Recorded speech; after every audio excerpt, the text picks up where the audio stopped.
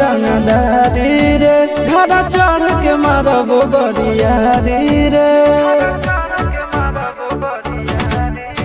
छूटा जी तो कैल रंगदारी रे घर चढ़ के मारबो बरियारी रे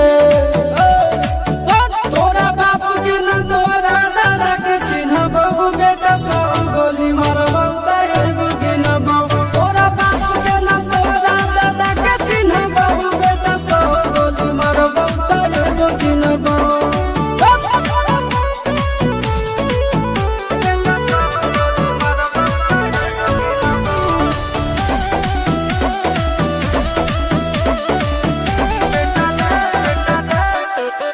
बेटा रे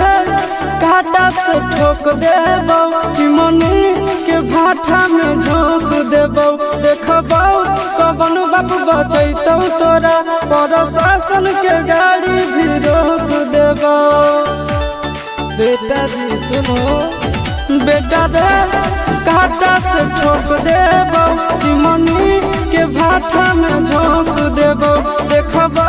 कवन बाप बचैतौ तोरा प्रशासन के गाड़ी भी रोक देबो तोरा जैसन के हम खड़े खड़े गिनबो बेटा सब गोली मारबो ताएगो गिनबो तोरा बाप के न तोरा दादा के चिन्हबो बेटा सब गोली मारबो ताएगो गिनबो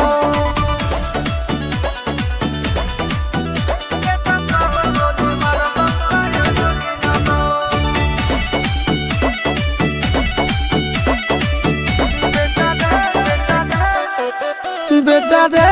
दौड़ा के बाजार में मारबो गोली तोर कपार में रंगदारी जे करभी बिहार में गड़ देबो गंगा जी किनार में इतना मार पड़तो न बेटा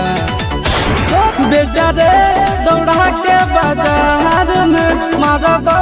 गोली तोर कपार में रंगदारी जे करभी बिहार में गड़ देबो गंगा जी किनार में कहो चिंटू आशीष के कारण सुनबो बेटा सब गोली मारबो ताएगो गिनबो तोरा बाप के न तोरा दादा के चिन्हबो बेटा सब गोली मारबो ताएगो गिनबो